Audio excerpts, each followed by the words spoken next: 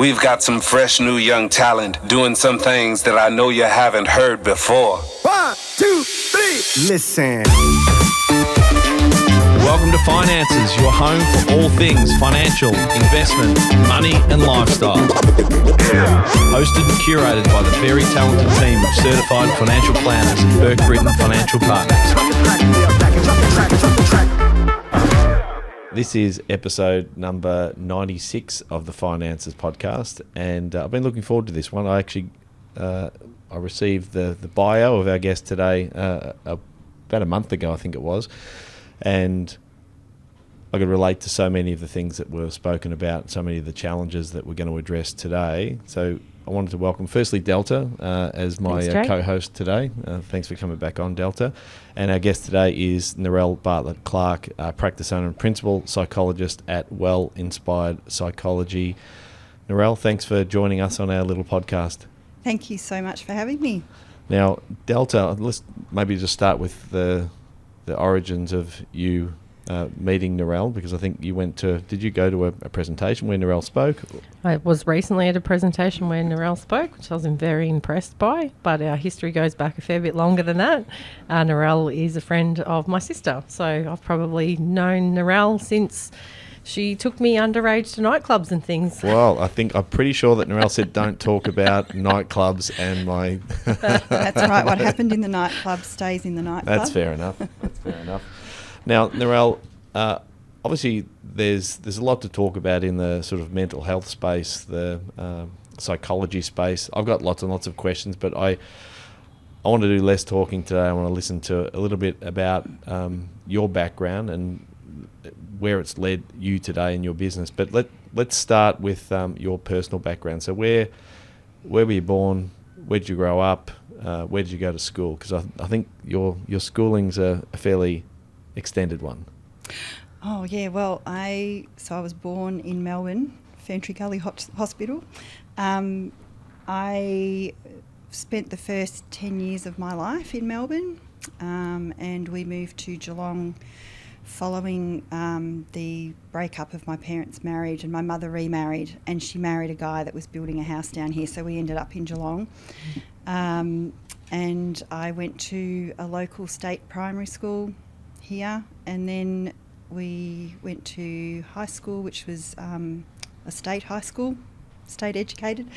And then I think after high school I just kind of didn't really have the confidence. I applied to do psychology. I was a younger age student, so I think I was 17 when I did VCE. Had a boyfriend at the time, so I wasn't really focused on career or anything, and just decided to defer because I just didn't have the confidence to do it. So I went to business college. My mother said to me, if you're not going to go to uni, you need to do something useful, so you're going to go to business college. And I learnt, actually that was a really valuable year for me because I learnt all about administrative management of a business. So I learned how to touch type, I learned how to do shorthand. I don't know how to do shorthand now, I couldn't do it. And I ended up getting a job as a legal secretary for a local solicitor. 7 months into my first job, he passed away. So sad and unbelievable that happened. And then the Law Institute came down and they said to me, if you can do conveyancing, like it would be really good if you could step up and do the conveyancing. So all of a sudden I went from being a receptionist and all of a sudden I was managing the conveyancing in this law firm because the lady that was doing the conveyancing had to step up and kind of help out with the trust account and things like that. So that was a crazy time, and then I ended up leaving that job after a while. I just always felt like I need to do something more. But I did end up out at Target head office. I got a job out there. They don't call it head office anymore. It's been a while. What years were you out at Target? I started there in 1995. I was 24 at the time. I think I'm giving away how old I am. And I was the secretary to the company solicitor out there. Which was a great few years. I really loved it. It was really good. But the head of HR at the time, he used to come by our desk a fair bit because he'd come in and meet with the company solicitor for whatever reason. And he always used to say to me, have you started that degree yet? Have you started that psychology degree yet? He was sort of on my back a bit, and I've never forgotten him because I think at the end of the day he was the person that really lit the fire in me to go to uni and get it done. So I enrolled and I started on my university course. I think I was 26 when I started. Can I divest just for one? When did you finish at Target? I ended up finishing at Target. I had an interesting journey with Target because I was one of the first wave of redundancies that happened it was just before I got married, so late 2001. Okay. Did you have, was there a work colleague, Ian Durran? Yes. Yeah. Okay. We've Hello, just been Ian. chatting. Okay, cool. Yeah. All right. Prior to the podcast. Yeah. Kari, actually, my wife worked at Target head office around the same time as well. Worked under Ian, I suppose. Right. Yeah. And also worked with a few people like Bobby McDougall. Do you know? Yes. Yep. I know all these names. Yeah. It was a long time ago. Yeah. Yeah, Narelle and I were chatting, prior to starting here on the podcast, and we're talking about the fact that redundancy, while it was so difficult at that point in time, really was another catalyst for you, wasn't it, Narelle, to refocus? So, yes, the day itself was absolutely devastating, but in hindsight, it was a real turning point in my life because it gave me the kick that I needed to finish my undergraduate degree. I had been doing it part-time, working full-time, studying part-time, and this just kind of made me think, well, I just need to put more hours into my degree and knock it over. And it's lucky I did because it is time limited. Like, you can't just be doing an undergraduate degree forever. So I finally got that done. I spent a year in another law firm. I went back to another law firm. I wasn't really, again, getting much joy working for somebody else. So I ended up back at Target again. A year after my redundancy, I went back. I rang the new company solicitor who had come in, and I said to her, is there anything going? And she goes, oh, yes, yep, come back. So back I went to Target. And it was while I was at Target that for the second time, that I finished off my honours degree in psychology, because in psychology you need to get your undergraduate bachelor's, you need to get your honours degree, and then you need to do a master's. Mm-hmm. So I did my honours degree while I was at Target 2 days a week, and then studying the rest of the time. It was hard because an honours degree is a full-time massive plus workload. more. Yeah. Am I right in saying that when you completed that, you're also pregnant? Were you? That was my master's. That was your master's. That was my master's. Yeah, I know. I don't do things by halves. So working, pregnant, yeah. Masters, Yeah. all at the same time. Yeah. So when I finished at Target, I got a job at Catholic Care as a family and relationship counsellor, and it was during that time that I started doing my master's, and I was one of the first people that went through doing a Master of Professional Psychological Practice, that was called at the time. And we were, part of the requirement of that was that we would be doing 20 hours face-to-face consulting with people, and I had that because I had the job as the family and relationship counsellor, and I was able to learn on the job as well as academically. And that was a really good opportunity, and that was while I was at Catholic Care, and I was at Catholic Care until I had my son. So I had my daughter while I was at Catholic Care. So what year would this be? I'm trying to think. So my daughter was born in 2009. So I think I was at Catholic Care for 4 years before she was born. And then she was 2.5 when I had my son. So in 2011, I finished at Catholic Care, and I had to finish up my master's. So and I had the research component to do. So my supervisor at the time, I remember him saying, let's get the access to the longitudinal study of Australian children, and we'll utilise that data. And that's how I got my master's done. And yeah, I handed my thesis in. I didn't hand my thesis in actually because I was so heavily pregnant that my mother took the hand of my daughter, she was 2.5, and walked my thesis in to uni for me. And then I had my son 6 days later. Wow, what a moment. Well done. I wouldn't recommend it. It's not actually a nice way to go into having your second child, but I guess just felt so compelled to get this done, and to get it done before baby number 2 come along, because once baby number 2 comes along, of course, it gets busier. There's a deadline that's set, and you work towards that deadline, don't you? And it's amazing how much you can achieve when you have that. Oh, yeah. And, with the help, my mum's been, a big help. And, hubby was great at the time. So, that's what you need. You need that support. So baby number 2 arrived. You finished all of your qualifications after, was it some 16 years? 16 years it took. What was next? So other than being a full-time mum, how did you think you were going to apply your 16-year education to, were you thinking business at that time? Were you thinking, I'm going to go and work for someone in this field? What did you think you were going to do? By then, I kind of knew that I want to go into private practice. And one day, I think Ben was my son, he was close to getting to be a year old, I think. So I was getting ready to go back, and I was just on Psych Exchange, which is a forum where we can look for jobs, psych jobs. And I happened to see a job open up for a child psychologist at a local private practice here, which was CMG Psychological Services. Is that Cheryl Graham? Cheryl Graham. And she had been at Target, and I knew her name, and I thought, okay, this sounds like it's going to happen. Isn't it funny how you just connect with people over your life and you re-engage with them many, many years later? Yeah. It's great. Yeah. Big shout out to Cheryl. She's fantastic. So I went and met with her, and her business model was around me coming on board as a sole trader. So it wasn't really a job interview. It was more, do you want to do this?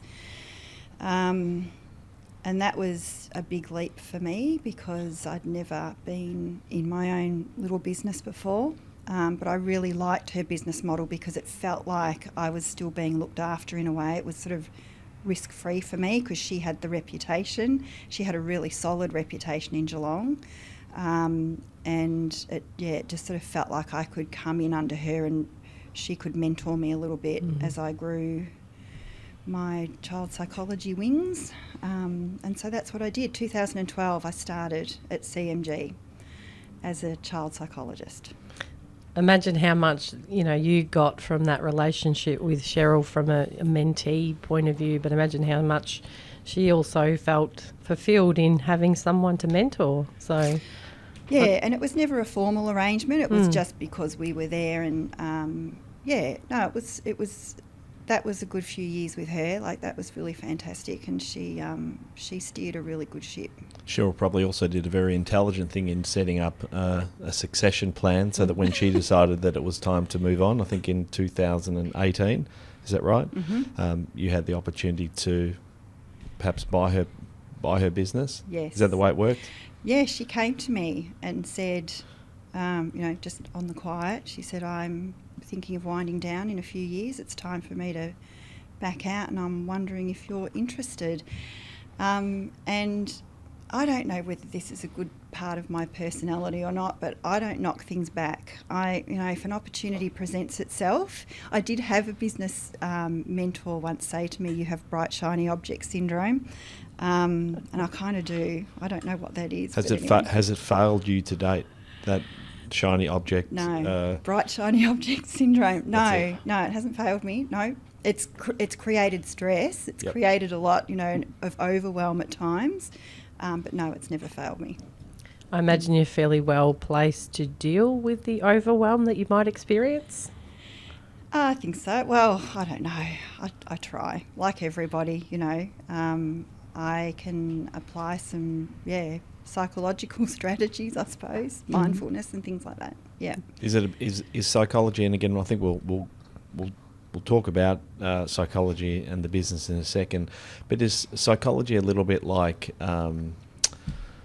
the plumber with the leaky tap, or the financial advisor that can't look after his own finances? Is it harder?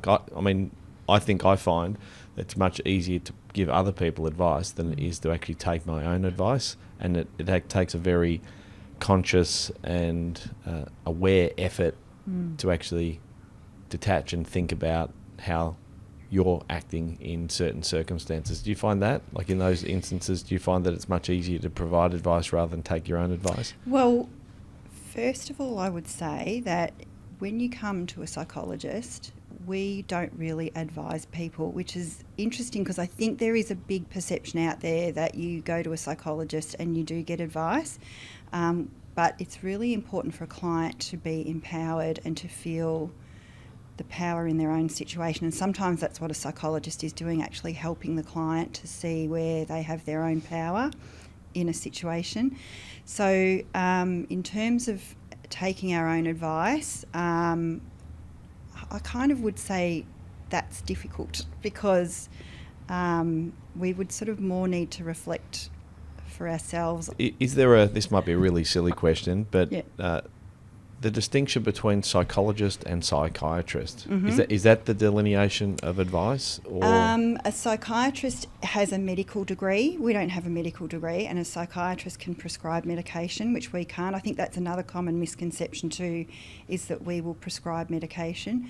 So a psychiatrist is like a medical doctor that has a specialty in the brain and mental health around the brain and prescribing medication. And they also do consultations, therapeutic type consultations, but I don't think they are as long as a psychologist consultation. Our consultations are 50 minutes to an hour sometimes. Whereas what we do is we work more with thoughts and beliefs, feelings, behaviours and outcomes that come from that. Yeah, but Great. we don't prescribe. Got it. So let's go back to when you took over the business. So Yes. we don't want to miss that because it's a fairly pivotal part in your life and Yeah. your business progression. So 2018, you took over the business. You rebranded the business at that time? I did, Yep. yeah. And again, that was on advice of a business coach who said to me, CMG Psychological Service, well, CMG was Cheryl's initials, and he was just basically saying it's probably a good idea to brand it to something a little bit less to do with a name. It just makes it more sellable down the track. But I'd had this name in my head anyway, Well Inspired. Better change the name of the business here, Delta.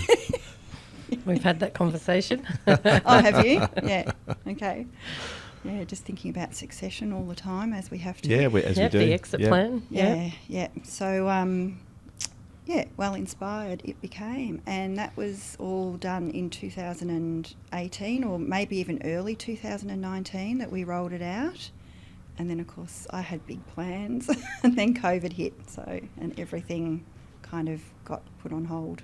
But 2019, what size was the team at that point in time? I think we had a team of 9 or 10 psychs, and I think we had 3 admin. Yeah, so a practice manager and 2 receptionists. Yep. So Yeah. that's fair to say that's grown again from that point in time. It actually, well, see, the pandemic had an interesting impact on our profession. I think mental health became such a big thing, or mental ill health became a big thing during the pandemic. And so psychologists became very busy, and a lot of us were actually closing our books because, coming back to the question that you mentioned before, I think this is why my brain just went in all directions and I couldn't answer, is that we have to look after ourselves, and there's a big component of this that we learn right at the early stages from uni right through, is our self-care, because if we don't look after ourselves and if we're not doing okay, then how can we look after others? It's very similar to the old aeroplane thing, the oxygen drops, fix yourself up first before you offer it to a child. So we have to really look after ourselves, and during the pandemic a lot of us closed our books as a means to kind of keep our boundary and hold the people that we had, because we need to, ethically, we've got to look after the people that are coming to see us, and we need to keep ourselves reasonably healthy for that. So of course, there were heaps of clients. We closed our books. It created I think, a horrendous kind of situation for people. But interestingly, psychologists, some, realised that I could go out into my own practice here.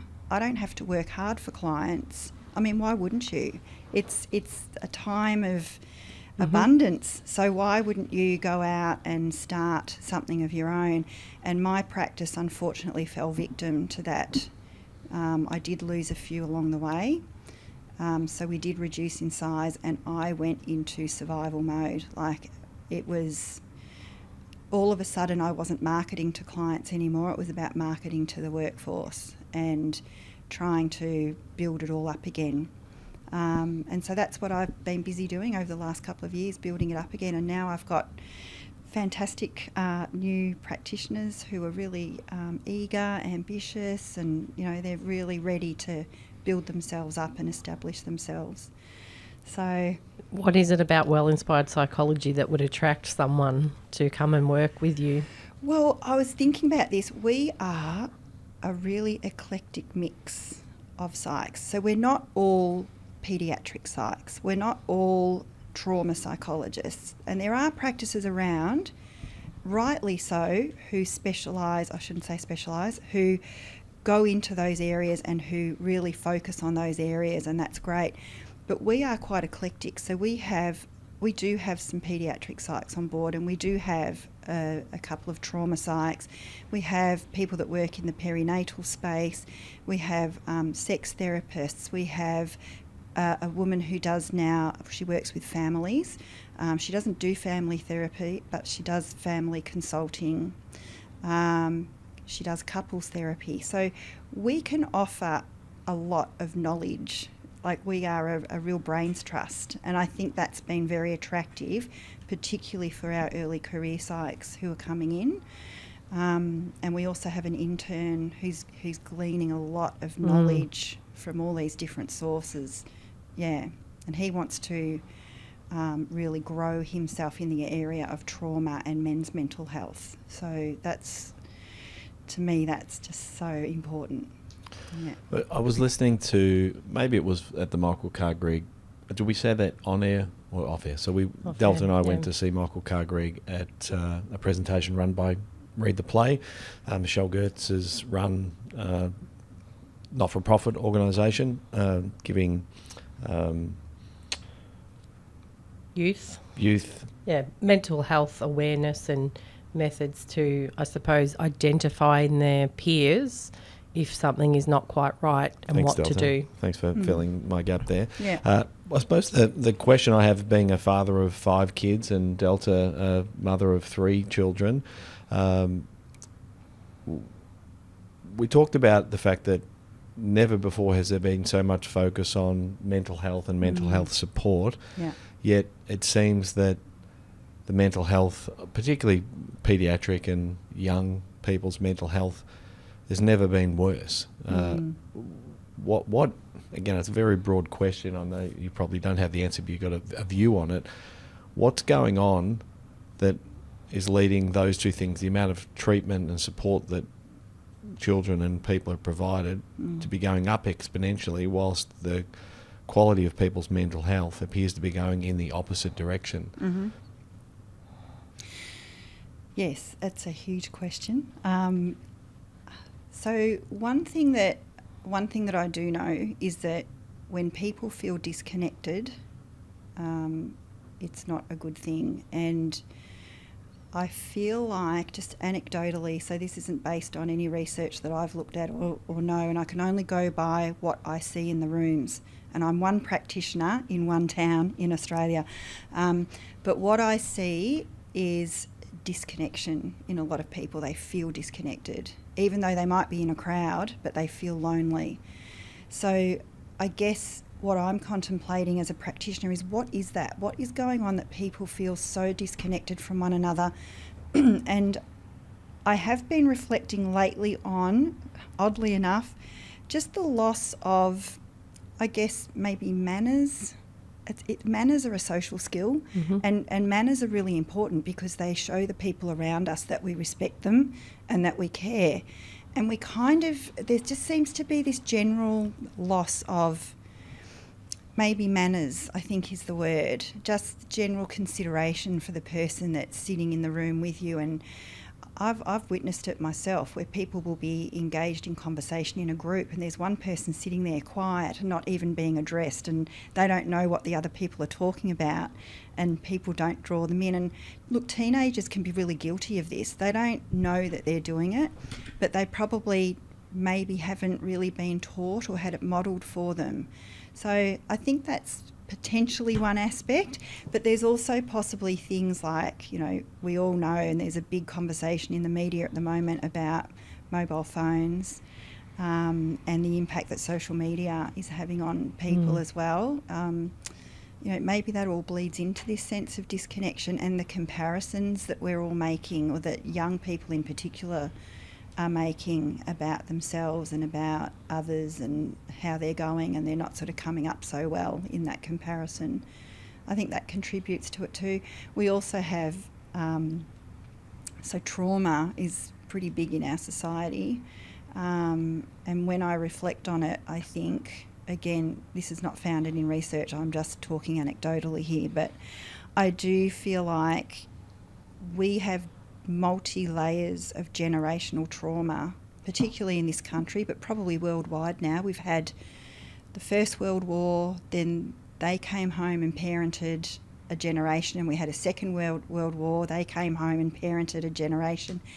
You know, Korean War, Vietnam War, but not only that, we've had the Depression, we've had the pandemic, like we've got layers of trauma which possibly isn't really being fully addressed nor treated, and it just keeps continuing down the generations. That's how I feel. I don't know if it's right. Yeah, it's an interesting way of thinking about it. It's because you're right that over time there's always periods of catastrophe and traumatic events that happen in a society or in a generation. I suppose the question is whether or not, if those things always happen and they have always happened, you know, what is the point of difference today? And again, I'm looking at my own children. I think my own children, I can see elements of, and I can, again, this is anecdotal as well, but I can see the impact of technology. I mean, iPhones came around in 2008.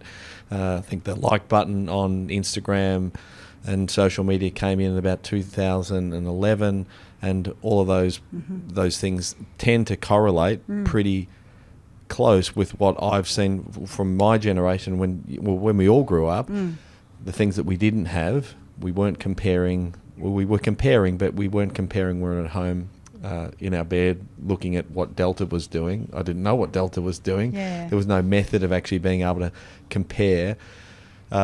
Yeah, it's just so interesting, and again, that's why I was intrigued about your thoughts on this. I know there was also quite a controversial clip floating around of a child psychologist, Abigail Schreier. I'm not sure whether you saw that, where she was talking about, and it was argued fairly heavily on both sides about whether or not ruminating on issues and actually repeating issues. So this is probably, it's almost in contradiction to what we're talking about having people sharing their feelings. But her argument was that one of the worst things that people can do is constantly ruminate around their issues. Now, to me, that was sort of a contradictory when we think about having people share their feelings. Yet she's saying, well, sometimes sharing all of your feelings can just make them continue to be front of mind. I don't know whether you've got any thoughts on that, because that's something that I've thought about. Maybe we're over talking some of these issues. And again, I think it's none of these issues are probably binary. Like, it's not one or the other. It's like, don't talk about your feelings, or you have to talk about your feelings. There's people like you who are skilled in working out when is it that you actually are best to share your feelings, and then when at times where you feel like ruminating or going over something with no progress is actually counterproductive. Absolutely. Like, we live in a world of extremes. There's no doubt about that. This world has become extreme in all areas. This is what I see, and this is what overwhelms me. And I feel like there's a balance to be struck in most things, including that. So it is about finding the balance, and it's different for every person, in ruminating and going there. Stopping rumination, or do you actually go there?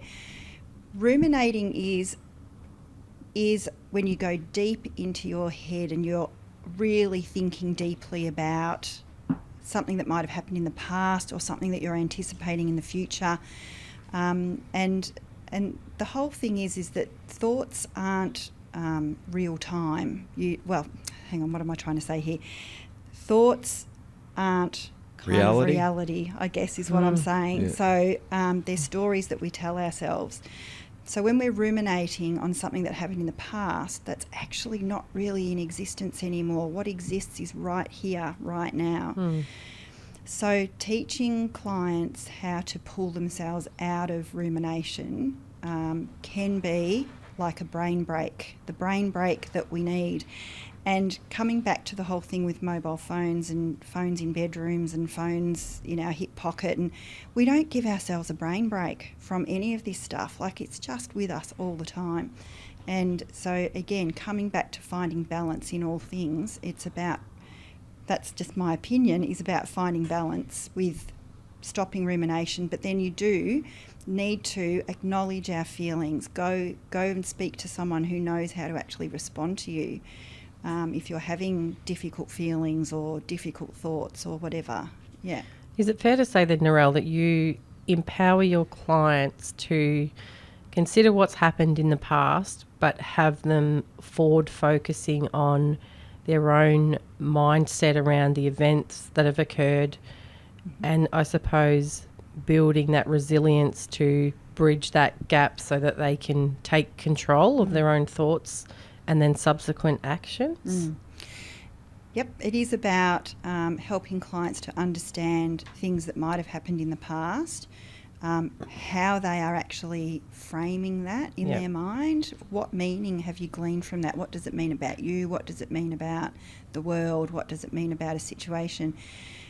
In that, there might be some, irrational ideas that aren't really true, that they're holding on to, that they don't even realise that they're holding on to. Sometimes that's a bit of an aha moment when people realise, oh, I've been believing this all this time, and actually it's not really, the evidence for it isn't really there. It takes a bit to get to that point, though. There's a lot of unpacking to do, and once clients sort of can come to those realisations, then it's about going into potentially a strengths-based model where we talk about, all right, well, what's been working? What strengths do you have? What are the characteristics you can employ to make the future different, forge a different path for yourself? But I'd say all this with full awareness of knowing that there are mental illnesses out there that actually do inhibit people from being future focused. Depression, I'm thinking of, you get a depressed person and it's very hard for them to kind of see possibilities, future possibilities. So that also warrants a different kind of care. That's when we're talking about safety and containment and creating a safe space until the healing can begin.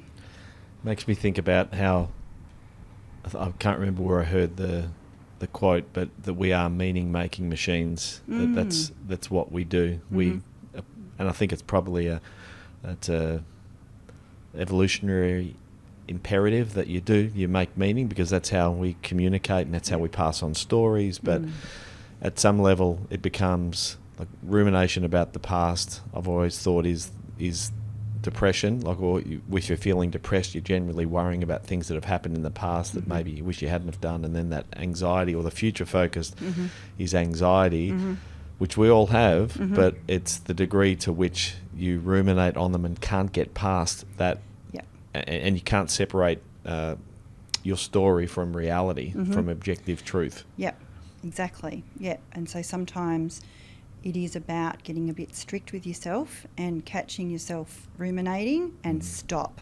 And you can utilise mindfulness, you can utilise your senses to bring yourself back into the current moment.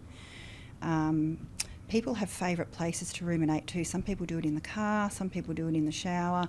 So also knowing when you are likely to float off and go deep into your head, so that you're aware that this might happen, and so that you can wake yourself up out of it and come back into what's real and what's in front of you, can give you that brain break.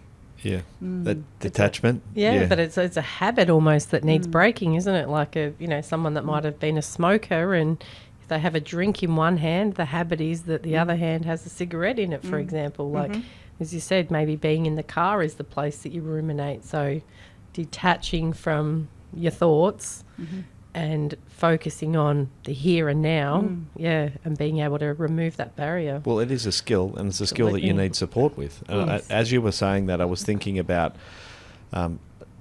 what, as financial advisors, like you would agree with this, Delta, we're probably not on your front line, but we're on the front line of just about every single event that happens in people's lives. We're at the forefront of people having their first child, owning their first home, starting their first business, buying a business off someone, the death of a loved one, the parents going into aged care, and all of those things cause some degree of mental angst. There might be anxiety or depression, or it might be rumination about what could be or what should have been. And we've almost become, and we're certainly not qualified, but we've almost become pseudo counsellors in our own role. But one of the things we don't have is the tools that you have and your team have to actually guide people and help them. Maybe you touched on it briefly before about the types of clientele that come your way, and you mentioned some of the practitioners you've got, trauma counsellors and men's health and paediatrics. What are you seeing as sort of the main entry point for people seeking your services or psychological services? So I work predominantly with adult women now. I did do about 10 to 15 years with children. I moved away from that after the pandemic. I really developed a liking for perinatal work.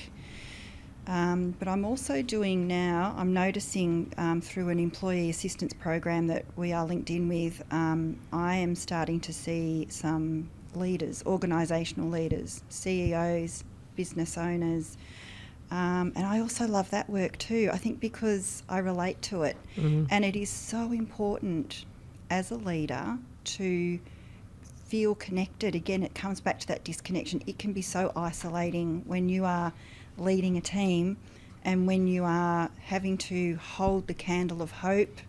For example, if it's feeling like there is little hope, or you're carrying all the risk that these people don't realise that you're carrying, it can be a lonely space to be in. So I'm starting to really, really love working with business leaders and organisational leaders.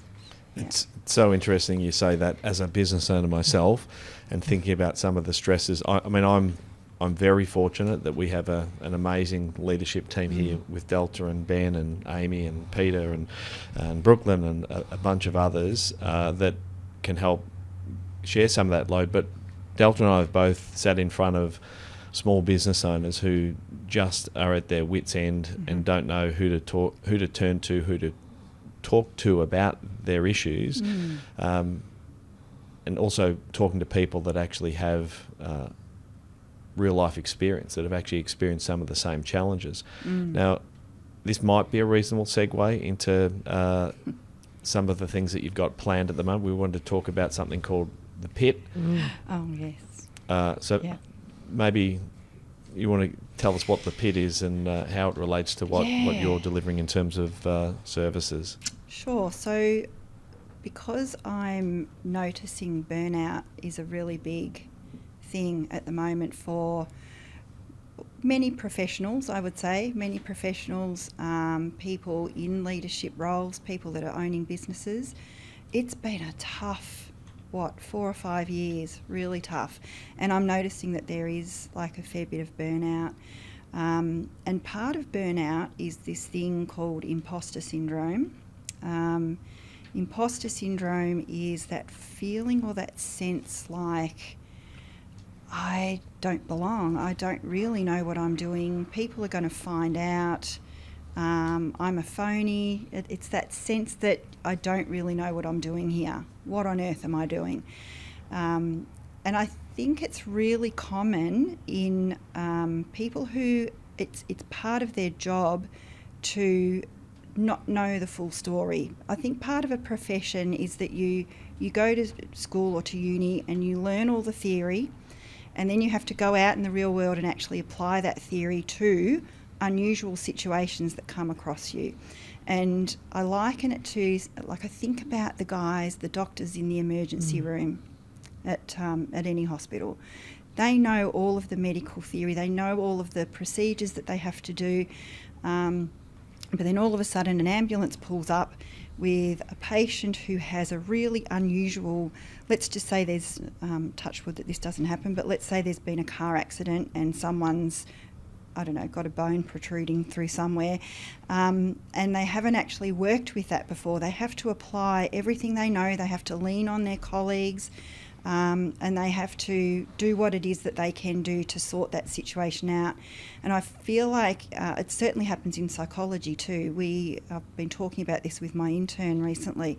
We are armed with, we know the theories, we know the therapies, but then along comes somebody and they don't quite fit the box. And our role is to put ourselves in what I call, it's just my term, the pit, which is this pit of not knowing. It's like this space of, well, I know what in theory will work, but it's not necessarily right for this person, and I need to kind of sit with this person and figure it out.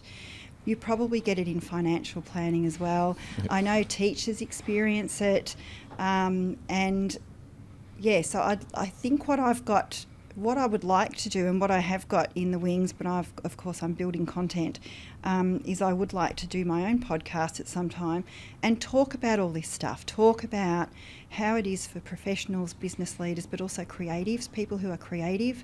Also, it's part of their job to put themselves in this pit of not knowing, and this is what we get paid for, to figure it out, to put ourselves in that space of, I don't know what I'm doing, I feel like a fraud, but I'm going to sit with this and try and figure it out using my colleagues, what I know, and do the best I can. Do you ever feel like you've had imposter syndrome, Delta? Yeah, I can absolutely relate to being in that position. As you said, Narelle, for us in this profession, we have all the tools and skills and knowledge, and then we have clients that sit in front of us that are different on every occasion, and it's applying those skills that we have to that client that sits in front of us, which is different every time.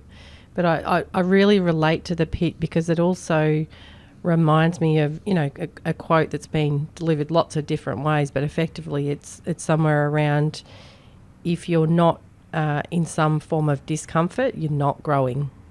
If you always know the answer, then you're not actually progressing as a person. Yeah, and that cuts to the whole thing, is that as professionals, as creative people, as entrepreneurs, we are lifelong learners. We never fully know the job.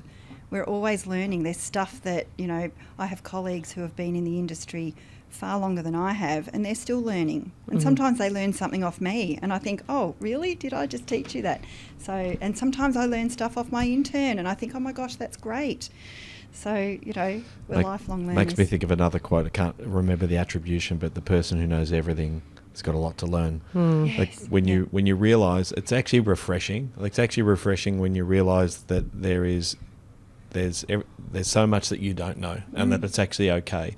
Yes. And that journey of, I know journey gets overused a little bit, but that journey of gaining knowledge is never ending. Like it never stops. Like you can just continue to open a book or listen to a podcast or read something or learn something every day. And when, as you said, Delta, you start to think about that lack of knowledge or that something that you don't understand as a challenge that you can overcome, it actually becomes a positive thing. You're not thinking, I don't know it, therefore I will sort of shy away from this. You think, actually, this is great, something new to learn. Yep. I don't know it, and then being honest. I think the worst situations I find is when people pretend they know something that they don't know. and it's pretty see-through. But the best circumstances are where someone says, listen, it's a good question. I've got no idea, but I can find out. I'll certainly look it up, I'll research it, and I'll find out. And I really relate that to like a potential client that comes to see us, Jay. Like sometimes I feel like that initial meeting, they sort of leave with their head spinning a little bit because they realise that there's so much that they don't know that they are going to have to trust other professionals that do know to help them with. And that's ultimately, they recognise that, you know, in this instance, financial planning for you, Narelle, mental health, that they can't do it themselves. They need some support. Yeah, absolutely. I would agree with that. And and part of leaning on us is to understand, and I think this is where we feel pressure, because to understand that we're on the journey with you. Like, we're bringing our textbook knowledge and our experiential knowledge. Certainly in my industry for psychology, they're bringing their lifetime knowledge.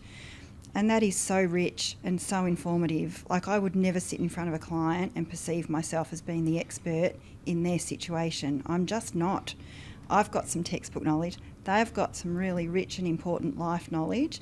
And so together we work towards, how do we put you on a path that's more comfortable, more joyous, I guess is the word. So it'd be fair to say that connection is the thing that brings about change. Connection is everything in mental health. I can't stress that enough. Like, this is the thing that it's our spirit, our relationship that does the healing. A client can come into me and say, I need tools for sleep. And I can hand them the tools, but then they've got to go home and actually be able to apply it when they've got kids that aren't sleeping, or, you know, there's so many situations in which people struggle to sleep. So it's not just that, it's also, well, let's also sit down and have a chat about your general well-being and your sleep hygiene and, you know, all those sorts of things. Let's talk about your mental health, because maybe your mental health is affecting your sleep. Can I ask a question there? When you're having those conversations, and I know you said before that you're not giving advice, but what, in those instances where someone's having horrible sleep patterns, like, what is it that you're trying to unearth, have them see in themselves to actually help support them towards finding an outcome or a positive outcome? How do you think about it when you actually do sit down with a client for the first time? Yep. So how I think about it is, okay, textbook-wise, what do I know here? All right, so I might talk to the client a little bit about what I know, which is about sleep hygiene for a start. And sleep hygiene, for those that maybe don't know, is about all of the things that you do to promote sleep. Now, some people have never even thought about this. Things like having a specific bedtime routine. And so many people don't these days. Hopping off your phone, getting away from blue lights. Now, fish tanks in bedrooms too, that's a form of blue light. Think about where is the blue light that's stimulating your brain. Did you say fish tanks in the bedroom?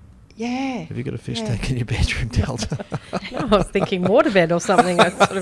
Some kids do. Okay, Some kids, of course. They'll have yes, a fish yes. tank and it's got like a blue ultraviolet light on. We went elsewhere. I was picturing like an inbuilt fish tank in the wall of my bedroom. I thought, that'd be cool. Yeah. I'd like one of those. Yeah, that's what the rich people have. Sorry, Narelle. That's okay. Yeah, no, I was thinking more like with children, but any kind of source of blue light can cause sleep issues. So that's not good sleep hygiene. Things like getting into your PJs at a particular time. Other things that promote good sleep is not having too much coffee. You know, they're quite simple things that we all kind of know, but when you frame it with a client in terms of, well, you know, sleep hygiene, this is what it's called, what is your routine? And when you actually get them to sit down and start thinking about their routine, they come to their own realizations. People are very intelligent. They can come to their own realizations. Whether they want to see it or not, that's another thing. It's kind of the best way to have people come around to a conclusion, is that have them make that realization themselves rather than telling it. Most of us don't respond very well to being told your sleep's shit and you should stop drinking coffee. Yeah. If they see it themselves, it's a different, appreciated in a different way. The indirect approach, Jay, is how we would refer to it. Correct.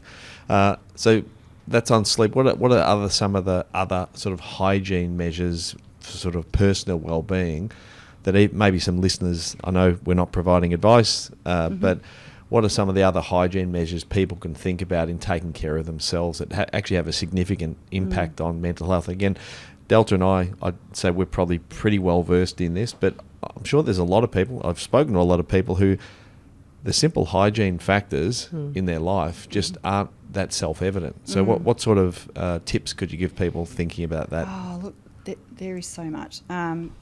Work-life balance comes to mind.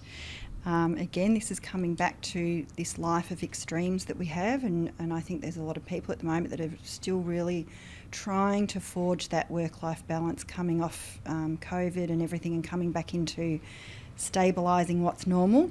I think it's been in the forefront of a lot of people's mind to try and find the right balance there. I think in terms of like little psychological strategies that we can adopt to look after ourselves, applying mindfulness, bring yourself back to the here and now. If you find yourself becoming overwhelmed by what's happening, down the track, come back to today. Just exist in today if you have to, just for a while. Sometimes we can be future focused when we're holding our anxiety just fine, but sometimes we're not holding it just fine, and we need to tell ourselves just come back to today and exist in today. Breathing, there's like relaxation techniques. Diaphragmatic breathing's really important. Seems woo-woo, doesn't it? If you asked me 20 years ago about breathing, now it's something that that it's front of mind for me every time I'm feeling a little stressed. Just taking the time to have some nice, slow, deep breaths, and it makes a difference. It changes your state. It really does. It impacts the body in such a positive way when you're breathing in a way that has that maximum oxygen effect. So, and that's as simple as I can teach you it right now if you want to know. Yeah, let's do it. Go for it. Put a hand on your chest. Yep. On my chest? Yeah, one on your chest, one on your stomach. Yep. And when you breathe, see if you can make the hand on your stomach move in and out more than the hand on your chest. It's about relaxing those stomach muscles and seeing if you can. Now, for some people, I do want to say this, some people it takes a while to learn, and other people can do it straight away, and both is normal, both is okay.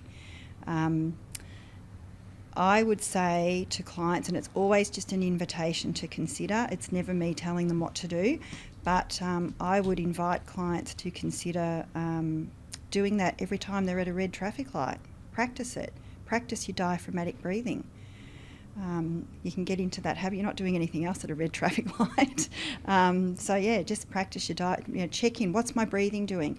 Diaphragmatic breathing can be so helpful with anxiety because it calms the whole body down immediately. Singers do it. I think that's the breathing that they have to learn when they're singing. Is that sigh reflex that, when you go... Is that your body like sort of automatically saying you need to take a big deep breath in? Yeah, probably. Look, I don't know for sure. Someone out there would be probably quite on the ball about that. I would assume that it's that I need more oxygen, and it is quite, when you think about it after a sigh, it is kind of a bit, you do have that relaxation kind of feeling, don't you? Yeah, so definitely. It probably is, yeah. It's the nose breathing technique versus the mouth breathing too. That's a whole nother podcast series. Yeah. But yeah, it's really interesting. And it's really interesting to hear you talk about those strategies, Narelle, because having 3 young children, like they're learning mindfulness at school and they're having, brain breaks and breathing sessions. And like it's just so reassuring to know that they're actually being armed with the skills that perhaps our generation weren't. Yep. Yeah, and whether that's just because there's a greater focus on wellness in the education system now, perhaps. Yeah, I'd like to think so. Yeah, I mean, I see it too in my kids' educational lives. I think at the primary school that my kids went to, they'd have, after the bell went and they'd come in before they'd sit down to their lesson, they'd have, what was it, like a 2 or 3 minute meditation time, mindfulness time. It was lovely. Chime time, I think they called it. Sounds like something we could introduce here, Jay. Yeah, let's have a... So we actually did. During COVID times, we actually did have when everyone was working home, we had some relaxation sessions, and we were all on Zoom. I remember missing. I was awake for like the first 2 minutes, and then as soon as we started deep breathing, I was out. Like I was away with the fairies. So, but it's so important. I mean, we do get so caught up. Like back to the idea of burnout and stress and balance. Like we get so caught up in the day to day, and we just fail sometimes to take that time to look after ourselves. And again, breathing, sleeping, eating well, exercise, the basic sort of hygiene factors that people can start with. It's so important. And then knowing that they do then have supports beyond that. I was thinking maybe some of the what are some of the maybe the top 3 reasons broadly that you see people that are most on people's minds at the moment? Because I was thinking about financial stress. Obviously, there's we talked about business owners and people wearing all that responsibility. Rising interest rates, rising inflation, cost of living, all putting pressures. Do you see that? Like, is that in the top 3 concerns that people have at the moment, or not? It is. Probably in a vicarious way, the top 3 I would nominate would be depression, anxiety, stress. They would be the 3 things that people are coming in for. Oh, probably trauma as well, I beg your pardon. Trauma's a big one. Do people, but in sort of subcategories of those, do people, if you thought about sort of anxiety, is anxiety in terms of a category around financial anxiety, or is it just a broad anxiety?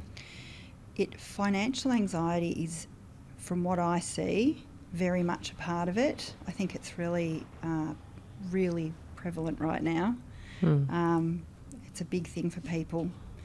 But I'll try and sort of explain what I'm seeing, the common story themes in terms of workplace stuff is that people are being required to do more for not as much as what they used to be rewarded. So I think that harps back to financial pressure, because it's financial pressure on businesses and on organisations to keep performing, keep profitable. I mean, why else are we here if we're not profitable? Stay profitable and get the work done and get the service or the product delivered. And that, of course, then puts pressure on the people that are in that organisation to perform and get stuff done. And that's one of the reasons why they're coming to see me at the moment. One of them, is they're feeling so under pressure. It's the business owner or the people that are working within the businesses, or both? It's both. And this is where I really feel for business owners right now, because they are under enormous stress and they are at the top of the tree. Culture kind of trickles down from them. Like, there's so much responsibility that they're holding, but they're also under duress.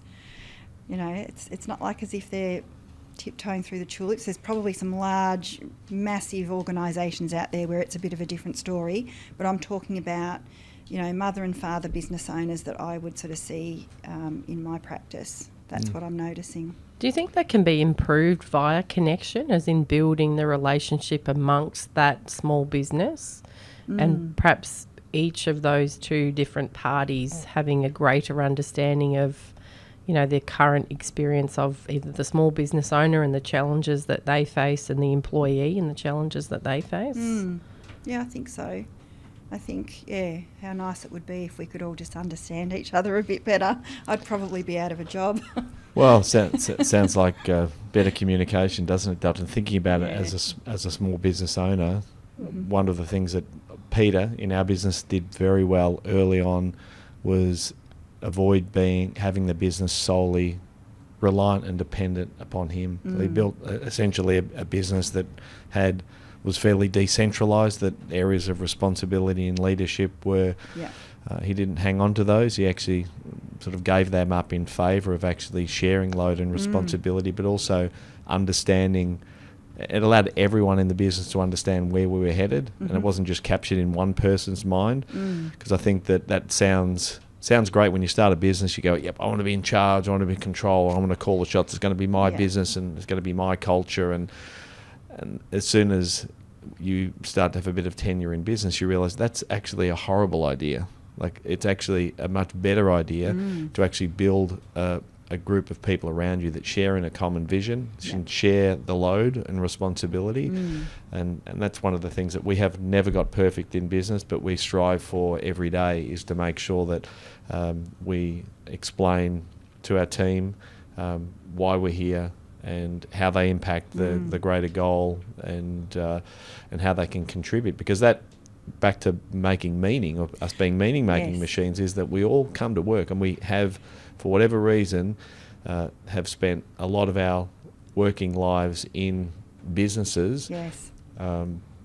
We want to have meaning. We want to have meaning, positive meaning. We want to actually feel like we're achieving something towards a positive end, because life is finite and it's not going to last forever. So the time we've got here, we want to enjoy. Absolutely. It is so important to have a purpose to what we're doing. And coming back to the reasons why people are coming through to talk to me at the moment on work-related stuff, people are getting drowned with bureaucracy, paperwork, red tape, and the meaning is getting lost. It's like, why am I here? Because I am just drowning in paperwork and having to prove myself and why I'm here.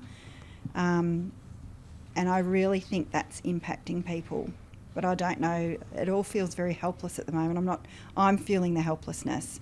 We have this thing in therapy where we feel what our clients are feeling, and I'm feeling the sense of helplessness and being bogged down along with my clients. And I'm reflecting very deeply on that, because I'm trying to figure out, how do we help people with that?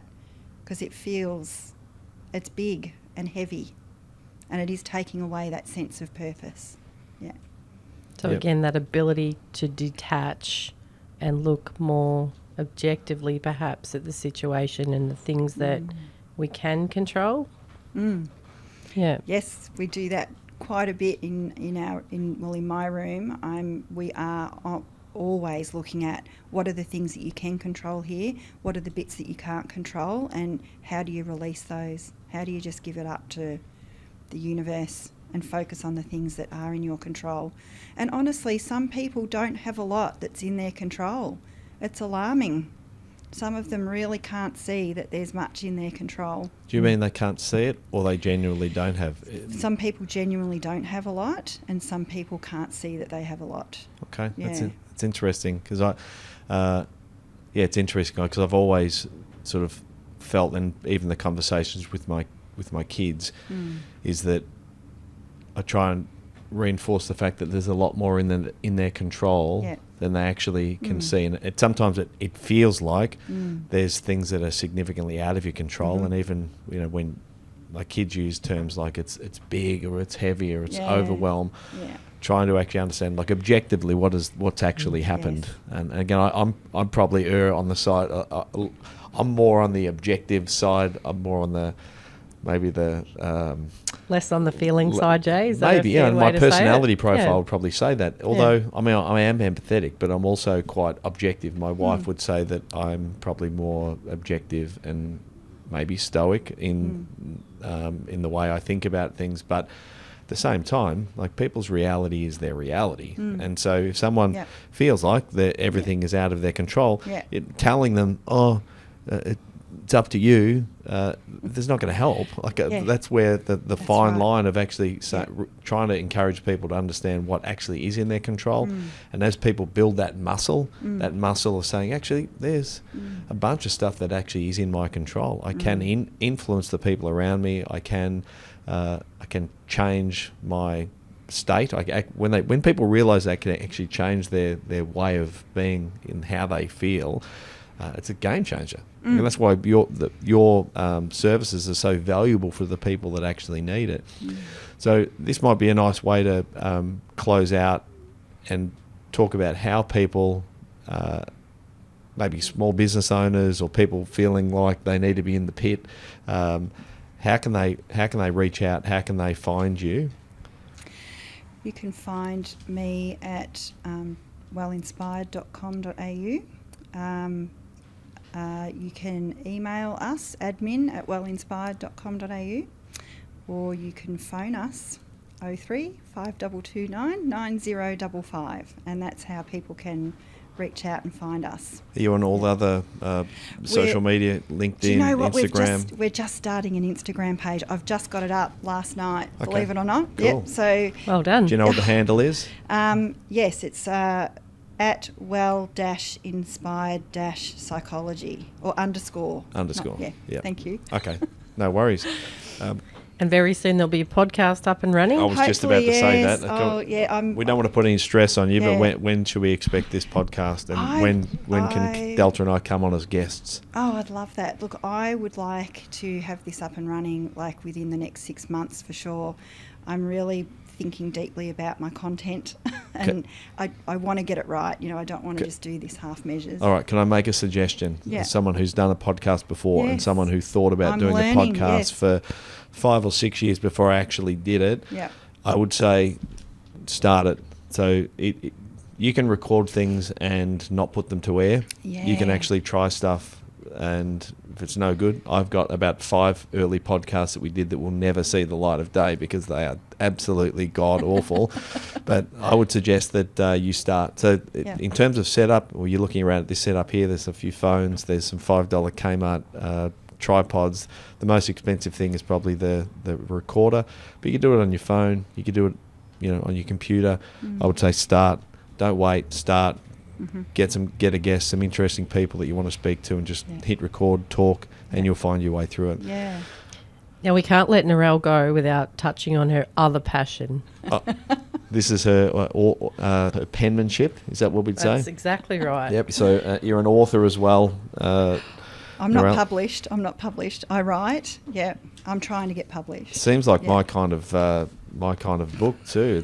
Was it Historical romance. historical romance? That's it. Wow. Is that the correct genre, Narelle? Have I- Look, it could. I actually think it's more... It said fantasy romance. Yeah, it's a fantasy romance, but it's grounded in a historical setting, and I still can't believe I'm sitting here saying that I've written this. It has nothing to do with psychology. It's just a folly of mine that it was really a self-care project, I think, that I started during lockdowns. No, it was just before lockdowns. I'd had some surgery and I was recovering from surgery, and I thought, how am I going to sit still for 6 weeks? What am I going to do? Oh, I'll start writing that story that's been in my head for about, 10 years. I was going to ask that you started with an idea that had been bubbling around for a decade or more. Yeah. Okay. Where did that idea come from? I can remember I'd just had my daughter. She's now 15, so Yep. that's how long it's been forming in my head for. And I couldn't sleep deprivation, all the stuff that comes along with that. And to soothe myself from getting distressed over the fact that I couldn't sleep, I used to say to myself, all right, just lie here and lie still and just make up stories and distract yourself from the fact that you can't sleep. And at the time, Pirates of the Caribbean, I think, had just come out, or there was another one coming out. And I love Johnny Depp. But Who doesn't? Yeah, Johnny Depp's a great character actor, isn't He's he? a handsome man.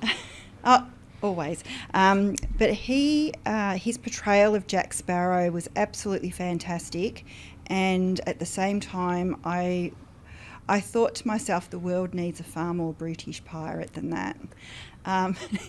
Delta's laughing. And then at the same time, the first season of Game of Thrones came on to TV, and That's a romance. That's romance, isn't it? So not romantic. There's some romance in it, you could say. But I did discover Jason Momoa as the Carl. You're on lucky Game you're of sitting down. Thrones. You went a bit weak in the knees there. He's another handsome man. He's Very a handsome strapping, man. beautiful man. Yeah, Khal and Drogo? Yeah, he was like this sort of animalistic, brutish kind of guy. I thought, the world needs a pirate like him. Okay. So this is where my character started forming, and at the time he was bad. He was a bad boy, and initially my story was all about this rivalry between my main character, who had to be an opposite to him. So she's like this lady. Just sounds pretty weird. But anyway, and they were going to have this rivalry over this money. It had to be over money because that's what pirates are interested in, is a fortune. And that's where it all started. But then in, I think, about 2014 or 15, I think it was, another actor came onto my radar, and I just thought, yep, no, that now I know Jack fully. Now I know my pirate fully. And so he's very much inspired by those three men. Who was the third one? The third one is Sam Heughan. So he's on Outlander. Uh-huh. And he's... You know all about this, Delta. I know from Narelle's Facebook page. Oh, yes, yeah. I've never seen Outlander. I've never seen Game of Thrones, and I've never watched Pirates of the Caribbean. But I know who they are. You're not the target audience, Jay. You're not the target audience. That's okay. I'll buy it for Kari for her birthday. Well, if you want to send me an early manuscript, we'll happy to read it and give some feedback. I've had lots of readers give me feedback. It's been great, so good, and sometimes brutal feedback, which has been really Best good. type, yep. Yeah, it's there is no failure, only feedback, and it's really helped me to, like, I think I wrote it in, what was it, 2019 and 20, and I have spent the rest of the years editing and going over and adding layers, adding personality. Adding bits and pieces, working on my darn writing, which has needed, a lot of work. But yeah, I'm really excited. I entered it in a competition recently, and it's a finalist. So that's exciting. That's absolutely exciting. That's giving me a boost. Yeah. Well, what it says to me is how many people out there have thought, I'd love to write a book, and it stayed as a thought in their head, and there's never been an action that they've actually taken. So hats off to you for actually putting the time and effort and energy into doing that. We're looking forward to read it. I will read that when you send us a copy. We've talked about where people can find you. We've talked about your book, which I'm sure will be up on the website at some point in the future. I had one last sort of rapid fire question before we close out, and it was kind of business, financial related, which was, what's the best bit of advice, financial or otherwise, that you've ever been given? The best advice I've ever been given would be, the one that's with me now, is just do it. Yeah. Beautiful. Well, I think that's a great way to close out. Narelle, thanks so much for the chat. It's been great. We've been going for a little bit over an hour. I think we could definitely organise a round 2 and talk about any other of the topics we've touched on today. Delta, do you want to say anything before we close out? Just to thank Narelle for coming in today. Thanks for having me. It's been great. Thank you. Thanks, guys. Bye. We hope you enjoyed today's episode. If you're keen to understand more about how financial advice could benefit you, follow us on Instagram, Facebook, and Twitter at Burke Britain FP, or Google Burke Britain Financial Partners. Check out our client reviews, testimonials, and make a time to meet one of our certified financial planners by clicking Book Now on our website. Thanks for listening. Any information contained in this podcast is of a general nature only. No account was taken as to the objectives, financial situation, or needs of any particular person. Therefore, before making any decision, listeners should consider the appropriateness of any information with regard to their particular objective, financial situation, needs, and seek independent advice from a licensed professional specific to their circumstances. All right, hit it. That translates to, don't be a moron and act on what some random person says on a podcast. Take personal responsibility, do your homework, ask questions, and speak to an actual human that knows what they're talking about before you do anything. PB Financial Solutions Proprietary Limited, trading as Burke Britain Financial Partners, are authorised representatives of AMP Financial Planning Limited, AFS, licence number 232706.